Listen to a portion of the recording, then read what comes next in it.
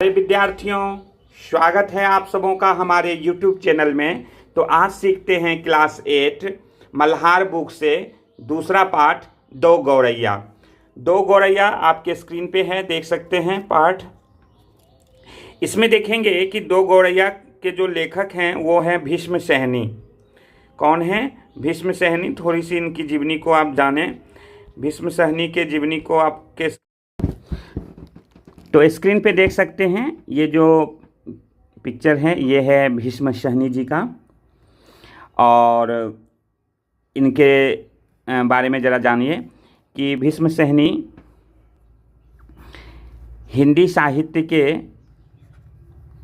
बहुमुखी प्रतिभा के लेखक थे। उन्होंने अपनी कहानियों में देश विभाजन और मानवीय मूल्यों की मार्मिक अभिव्यक्ति की है।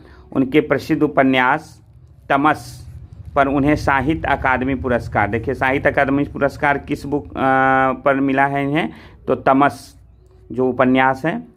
साहित्य में उनके योगदान के लिए उन्हें भारत सरकार ने पद्म भूषण से अलंकृत किया था। बच्चों के लिए उन्होंने गुलेल का खेल आदि कई कहानियाँ लिखी हैं। तो ये भीष्म सहनी के बारे में था, जो आपके इस कहानी के लेखक हैं। दो गौरैया बहुत ही अच्छी कहानी है। देखिए, मैं कहानी का हर एक लाइन पढ़ कर आपको उसका अर्थ समझाने की कोशिश कर रहा हूँ। सबसे पहले तो दो गौरैया। देखिए, गौरैया का मतलब होता है स्पैरो। ये एक पक्षी है, लेखक के घर में आके बस जा रहा है। और लेखक क्या बताते हैं, उनके पिताजी का अनुभव उन्होंने शेयर किया है आप लोगों के बीच में। तो देखिए, यहाँ पे कहा जा रहा है कि घर में हम तीन ही व्यक्ति रहते हैं। लेखक कह रहे हैं हम तीन ही व्यक्ति रहते हैं, माँ, पिताजी और मैं मतलब यहाँ लेखक। पर पिताजी कहते हैं कि यह घर सराय बना हुआ है। देखिए, सराय का मतलब होता है, ये सराय एक फारसी शब्द है जिसका अर्थ होता है धर्मशाला, मुसाफिर खाना, जहाँ पे लोग आकर रात बिताते हैं या दिन में भी रहते हैं। सराय एक प्रकार का धर्मशाला समझिए। हम तो जैसे यहाँ मेहमान हैं, घर के मालिक तो कोई दूसरे ही हैं। लेखक के पिता कहते हैं ऐसा लगता है कि हमारे घर में कोई आके रह रहा है, हम घर के मालिक नहीं हैं। घर के मालिक वो रहने वाला जो पर्सन है ना, वही घर का लग रहा है मालिक है। चिड़िया के बारे में बता रहे हैं, आगे क्लियर होगा। आंगन में आम का पेड़ है, तरह तरह के पक्षी उस पर डेरा डाले रहते हैं। जो भी पक्षी पहाड़ियों घाटियों पर से उड़ता हुआ दिल्ली पहुंचता है, पिताजी कहते हैं वही सीधा हमारे घर पहुंच जाता है। जैसे हमारे घर का पता लिखवा कर लाया हो। यहाँ कभी तोते पहुंच जाते हैं तो कभी कौवे और कभी तरह तरह के गौरैया। वह शोर मचता है कि कानों के पर्दे फट जाएं। पर लोग कहते हैं कि पक्षी गा रहे हैं। कहते हैं कि चींची का जो आवाज़ पक्षियां करती हैं ना, ऐसा लग रहा है कि वो हमारा कान फाड़ देगा, लेकिन लोग कहते हैं कि ये पक्षी तो गा रही है। ठीक है, आगे के पैराग्राफ में देखते हैं क्या कहा जा रहा है कि घर के अंदर भी यही हाल है। बीसियों तो चूहे बसते हैं। कहते बीसियों मतलब 20s। कहते 20, ऐसा लगता है कि 20 चूहा हमारे घर में रह रहे हैं। रात भर एक कमरे से दूसरे कमरे में भागते फिरते हैं। वह धमा चौकड़ी मचती है कि हम लोग ठीक तरह से सो भी नहीं पाते। यानी रात में चूहा जो है चींची करके इधर उधर बर्तन प्लास्टिक वगैरह खड़खड़ाते रहते हैं, रात भर नींद नहीं आती है। बर्तन गिरते हैं, डिब्बे खुलते हैं, प्याले टूटते हैं। एक चूहा अंगीठी के पीछे बैठना पसंद करता है, शायद बूढ़ा है, उसे सर्दी बहुत लगती है। कहते हैं कि जो एक चूहा क्या करते हैं, आग के पीछे में, अंगीठी किसको कहते हैं? लकड़ियों को जलाकर, देखे होंगे ना, लकड़ियाँ रखकर और उसमें आग लगा देते हैं ना, तो उसको अंगीठी कहा जाता है, लकड़ियों का ढेर। तो कहते हैं कि एक चूहा उसके पीछे बैठते हैं, लगता है कि उसे सर्दी लग गया हो और वो बूढ़ा है, अपने आप को गर्म करने के लिए आग के आसपास बैठता है। एक दूसरा है जिसे बाथरूम की टंकी पर चढ़कर बैठना पसंद है। बाथरूम का जो टंकी है उस पर जाके चूहा बैठ रहा है। उसे शायद गर्मी बहुत लगती, यानी कोई चूहा को सर्दी तो कोई किसी को गर्मी लग रही है। बिल्ली हमारे घर में रहती तो नहीं, मगर घर उसे भी पसंद है और वह कभी कभी झांक जाती है। तो बिल्ली आस पड़ोस के घर में रहती है और वो भी हमारे घर कभी कभी दूध दही को देखकर झांक जाती है। मन आया तो अंदर आकर दूध पी गई, है ना। बिल्ली को के बारे में कह रहे हैं कि कभी कभी हमारे घर में आती है और हमारे घर में जो दूध रखा रहता है उसको पी जाती है। ना मन आया तो बाहर से ही फिर आऊँगी कहकर चली जाती है। बाहर से ही होता है ना बिल्लियों की आवाज़, मैं आऊँ कि मैं अंदर आऊँ, उसी तरह राइटर कह रहे हैं कि फिर आऊँगी कहकर चली जाती है। शायद पढ़ते ही 2-3 चमगादड़ कमरों के आर पार पर फैलाए कसरत करने लगते हैं। कहते हैं हमारे घर के आसपास जो चमगादड़ हैं, जिसको इंग्लिश में बैट बोलते हैं, चमगादड़ भी आसपास कहते हैं कि पर फैलाकर कसरत करते हुए नजर आते हैं, क्योंकि दिन में वो उल्टे टंगे रहते हैं ना, दिन में चमगादड़ को नहीं दिखता है। घर में कबूतर भी हैं, दिन भर गुटर गूं का संगीत सुनाई देते रहता है। ठीक है, कबूतर भी हैं जो गुटर गूं की आवाज़ें करती हैं।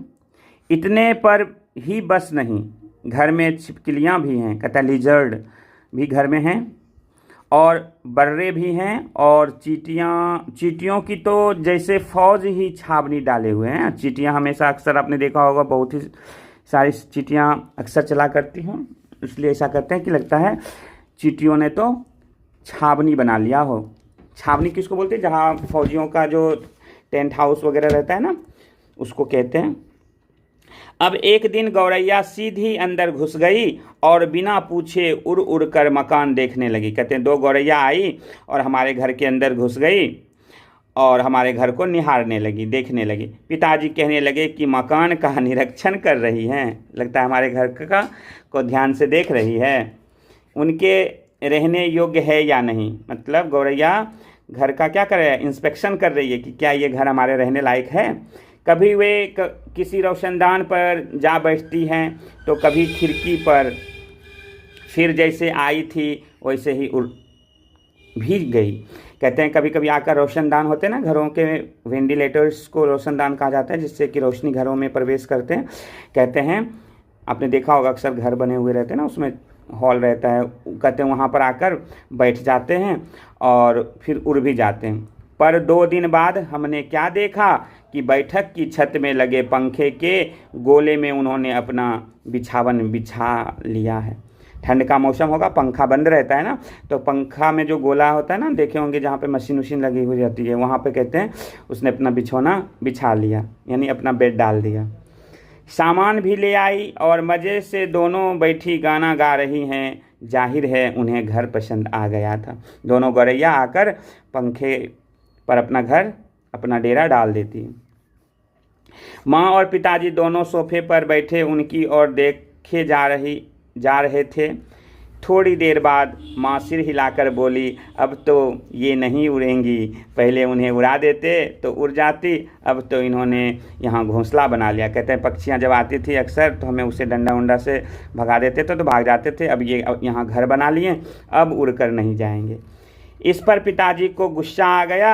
वह उठ खड़े हुए और बोले, देखता हूँ ये कैसे यहाँ रहती हैं। गौरैया मेरे आगे क्या चीज़ है, मैं अभी निकाल बाहर करता हूँ। पिताजी को जो माँ कहती है ना कभी यहीं रहेंगे, तो पिताजी उठते हैं और उसको भगाने की कोशिश करते हैं। छोरो जी, चूहों को तो निकाल नहीं पाए, अब चिड़ियों को निकालेंगे, माँ ने व्यंग्य से कहा। माँ ने कमेंट किया पापा पे, मजाक कह सकते हैं, हंसी मजाक में कहती हैं कि चूहों को तो आप घर से भगा नहीं पाए और इस चिड़िया को भगाएंगे। माँ कोई बात व्यंग्य में कहे तो पिताजी उबल पड़ते। होता है ना कभी कभी कोई आदमी बड़ा शांत रहता है और उसको आप मजाक में कोई बात बोल देते हो तो कभी कभी उबल पड़ते हैं, गुस्से में आ जाते हैं। वह समझते हैं कि माँ उनका मजाक उड़ा रही हैं। वह फौरन उठ खड़े हुए और पंखे के नीचे जाकर जोर से ताली बजाई और मुंह से सू कहा। बाहें झुलाई, फिर खड़े खड़े कूदने लगे। कभी बाहें झुलाते, कभी सू करते, यानी गौरैया को भगाने की कोशिश कर रहे हैं पापा। कभी अपना बाहें फैला कर कभी सासू की आवाज़ निकाल रहे हैं। गौरैयों ने घोंसलों में से सिर निकालकर नीचे की ओर झांककर देखा और दोनों एक साथ ची ची करने लगी और माँ खिलखिलाकर हंसने लगी। गौरैया अपना सिर निकाल के घोंसले से देखती है पापा की ओर कि ये क्या कर रहे हैं। माँ इस तरह का देखती है कि अरे मतलब पापा भगा रहे हैं, और गौरैया जो है ची ची कर रही है। मम्मी को हंसी आ जाती है। और कोई गुस्से वाले पर्सन के पास यदि आप हंसते हो तो ना उनका गुस्सा और भी देखे होंगे प्रज्वलित रूप ले लेता है। पिताजी को गुस्सा आ गया, इसमें हंसने की क्या बात है। माँ को ऐसे मौक़ों पर हमेशा मजाक सूझता है। हंसकर बोली, चिड़िया एक दूसरे से पूछ रही है कि यह आदमी कौन है और नाच क्यों रहा है। माँ फिर पिताजी से कमेंट करती है कि चिड़िया आपस में बतिया रही है कि ये आदमी कौन है जो उछल कूद कर रहा है, नाच रहा है। तब पिताजी को और भी ज़्यादा गुस्सा आ गया और वह पहले से भी ज़्यादा ऊंचे कूदने लगे। गौरैया घोंसले में से निकलकर दूसरे पंखे के डेने पर जा बैठी। दूसरे पंखे का जो डेना किसको बोलते हैं? ब्लेड होता है ना, पंखे का जो ब्लेड आपने देखा होगा, फैन में जो ये ब्लेड लगा हुआ रहता है ना, इस टाइप का इसको कहा जाता है हिंदी में डेने, पंख। उन्हें पिताजी का नाचना जैसे बहुत पसंद आ रहा था। एक पंखे से दूसरे पंखे पर बैठ गई और उनका नाच देख रही है दोनों गौरैया। माँ फिर हंसने लगी, ये निकलेंगी नहीं जी, अब इन्होंने अंडे दे दिए हैं होंगे। कहते हैं ये बहुत दिनों से रह रही है, तो हो सकता है घोंसले में अंडे दे दिए हैं, अब तो सेकने की बारी है, उससे चूजे निकलने की बारी है, अब ये नहीं जाएंगी। माँ कह रही है पापा को, निकलेंगी कैसी नहीं, पिताजी बोले और बाहर से लाठी उठा लाए। इसी बीच गौरैया फिर घोंसले में जा बैठी। उन्होंने लाठी ऊंची उठाकर पंखे के गोले को ठकोड़ा। ची ची करती गौरैया उड़कर पर्दे के डंडे पर जा बैठी। कहते हैं कि उसने क्या, पापा ने डंडा लाया और जोर जोर से ठोकने लगे, बजाने लगे।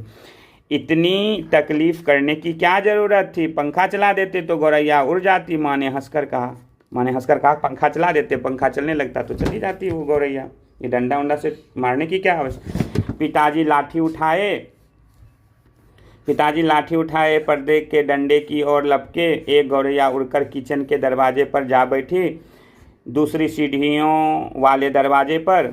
माँ फिर हंस दी, तुम तो बड़े समझदार हो जी, सभी दरवाजे खुले हैं और तुम गौरैया को बाहर निकाल रहे हो। एक दरवाज़ा खुला छोड़ो, बाकी दरवाजे बंद कर दो, तभी ये निकलेंगी। यानी माँ समझा रही है कि गौरैया यहाँ पापा डंडे पटक रहे हैं तो दूसरी जगह पहुँच रही है, दूसरी जगह से तीसरी जगह, कभी दरवाजे पर तो कभी सीढ़ियों के दरवाजे पर। तो माँ कहती है सभी दरवाजे खुले हुए हैं, इसीलिए ये इधर उधर भाग रही है। सभी दरवाजे बंद करके एक दरवाज़ा खोलिए। अब पिताजी ने मुझे झिड़क कर कहा, तू खड़ा क्या देख रहा है, जा दोनों दरवाजे बंद कर दे। यानी लेखक कहते हैं, अब पिताजी लेखक को कहते हैं, भीष्म सहनी को, कि आप जाइए और दरवाजे बंद करके आइए। मैंने भागकर दोनों दरवाजे बंद कर दिए। लेखक कहते हैं मैंने दरवाज़ा बंद कर दिया, केवल किचन वाला दरवाज़ा खुला रहा। किचन का दरवाज़ा खुला हुआ है। पिताजी ने फिर लाठी उठाई और गौरैयों पर हमला बोल दिया। एक बात तो झूलती लाठी माँ के सिर पर लगते लगते बची। पापा जो लाठी चला रहे हैं ना, भांज रहे हैं ना, वो कहते हैं एक बार बच गए, मम्मी के सर पे लगने वाला था। और जान लीजिए कि डंडा यदि मम्मी के सिर पे लगता तो क्या होता। ची ची करती चिड़िया कभी एक जगह तो कभी दूसरी जगह जा बैठती। आखिर दोनों किचन की ओर खुलने वाले दरवाजे में से बाहर निकल गई। माँ तालियां बजाने लगी। पिताजी ने लाठी दीवार के साथ टिकाकर रख दी और छाती फैलाए कुर्सी पर बैठे। पापा छाती फुलाए, मतलब खुशी से कि चलो मैंने तो उसे भगा दिया। दोनों चिड़ियाँ किचन के दरवाजे से निकल चुकी है। आज दरवाजे बंद रखो, उन्होंने हुक्म दिया। पापा कह रहे हैं कि आज दरवाजे बंद रखो, हुक्म दिया, ऑर्डर दिया। एक दिन अंदर नहीं घुस पाएंगे तो घर छोड़ देंगी। कहते हैं एक दिन अंदर नहीं आएंगे तो घर छोड़ देंगे। तभी पंखे के ऊपर से ची ची की आवाज़ सुनाई पड़ी और माँ खिलखिलाकर हंस दी। पंखे की आवाज़, पंखे पर से फिर से खी की आवाज़ आ रही है, ची ची की आवाज़ आ रही है। माँ हंसने लगी। मैंने सिर उठाकर ऊपर की ओर देखा। दोनों गौरैया फिर से अपने घोंसले में मौजूद थी। दरवाजे के नीचे से आ गई है, माँ बोली। कहते हैं दरवाज़ा बंद था, दरवाजे के नीचे जो छोटा मोटा जगह छूटा हुआ रहता है उससे वो अंदर आ गई। मैंने दरवाजे के नीचे देखा, सचमुच दरवाजे के नीचे थोड़ी थोड़ी जगह खाली थी। पिताजी को फिर गुस्सा आ गया। माँ मदद तो करती नहीं थी, बैठी बैठी हंस रही थी। मम्मी कुछ मदद करने दे थे, पापा के बातों से हंस रही थी। अब तो पिताजी गौरैया पर पिल पड़े, मतलब अब तो पूरा गुस्सा में आ गए हैं पापा गौरैया के ऊपर। हाँ, उन्होंने दरवाजे के नीचे कपड़े ठूंस दिए ताकि कहीं कोई छेद बचा ना रहे, और फिर लाठी झुलाते हुए उन पर टूट पड़े। चिड़िया चीं चीं करती फिर बाहर निकल गई, पर थोड़ी ही देर बाद वे फिर कमरे में मौजूद थी। अब की बार वे रोशनदान में से आ गई। कहते हैं रोशनदान, जहाँ रोशनी के लिए घर में जगह छोड़ा रहता है। वेंटिलेटर्स से बाहर से अंदर आ गए, जिसका एक शीशा टूटा हुआ था। देखो जी, चिड़ियों को मत निकालो, माँ ने अब की बार गंभीरता से कहा। बोला मत निकालिए चिड़ियों को, अब तो इन्होंने अंडे भी दे दिए होंगे, अब ये यहाँ से नहीं जाएंगे। कहते ये अंडे दे दिए होंगे इसलिए यहाँ से नहीं जाएंगे, इसे मत निकालिए। क्या मतलब? मैं कालीन बर्बाद करवा लूँ? यानी कालीन उलीन जो घर में बिछा रहता था ना, वो पोटी उटी करती होंगी तो पूरा गंदा हो जाता होगा। पिताजी बोले और कुर्सी पर चढ़कर रोशनदान में कपड़ा ठूंस दिया और फिर लाठी झुलाकर एक बार फिर चिड़ियों को खदेड़ दिया। दोनों पिछले आंगन की दीवार पर जा बैठी। इतने में रात पड़ गई। हम खाना खाकर ऊपर जाकर सो गए। जाने से पहले मैंने आंगन में झांक कर देखा। लेखक कह रहे हैं चिड़िया वहाँ पर ना थी। मैंने समझ लिया कि उन्हें अकल आ गई होगी, अपनी हार मानकर किसी दूसरे जगह चली गई होंगी। कौन? चिड़िया। दूसरे दिन इतवार था। जब हम लोग नीचे उतरकर आए तो वे फिर से मौजूद थी और मज़े से बैठी मल्हार गा रही थी, जो आपके बुक का नाम है मल्हार, एक प्रकार का गीत। पिताजी ने फिर लाठी उठा ली। उस दिन उन्होंने गौरैयों को बाहर निकालने में बहुत देर नहीं लगी। अब तो रोज़ यही कुछ होने लगा। दिन में तो वे बाहर निकाल दी जाती, पर रात के वक्त जब हम सो रहे होते तो ना जाने किस रास्ते से वे अंदर आ जाती थी। पिताजी परेशान हो उठे। आखिर कोई कहाँ तक लाठी झुला सकता है?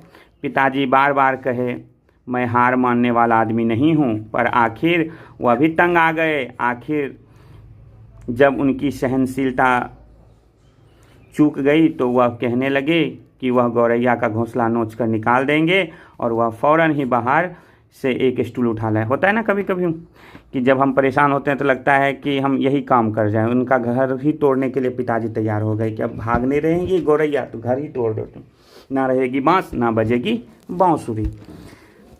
घोंसला तोड़ना कठिन काम नहीं था। उन्होंने पंखे के नीचे फर्श पर स्टूल रखा और लाठी लेकर स्टूल पर चढ़ गए। किसी को सचमुच बाहर निकालना हो तो उसका घर तोड़ देना चाहिए, उन्होंने गुस्से से कहा।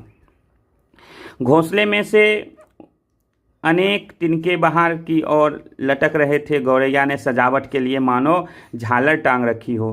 पिताजी ने लाठी का सिरा सूखी घास के तिनकों पर जमाया और दाईं ओर को खींचा। 2 तिनके घोंसले में से अलग हो गए और फुरफुराते हुए नीचे उतरने लगे। चलो 2 तिनके तो निकल गए, माँ हंसकर बोली। अब बाकी 2000 भी निकल जाएंगे। तभी मैंने बाहर आंगन की ओर देखा तो मुझे दोनों गौरैया नजर आई। दोनों चुपचाप दीवार पर बैठी थी। इस बीच दोनों कुछ कुछ दुबला गई थी, कुछ कुछ काली पड़ गई थी। अब वे चहक भी नहीं रही थी। देखिए गौरैया की स्थिति। घर तोड़ा जा रहा है, दोनों दरवाजे पर बैठ के देख रही है अपने सराय को टूटता हुआ। अब पिताजी लाठी का सिरा घास के तिनकों के ऊपर रखकर वहीं रखे रखे घुमाने लगे। इससे घोंसले के लंबे लंबे तिनके लाठी के सिरे के साथ लिपटने लगे। वे लिपटते गए और घोंसला लाठी के इर्द गिर्द खींचता चला आने लगा। फिर वह खींच खींच कर लाठी के सिरों के इर्द गिर्द लपेटा जाने लगा।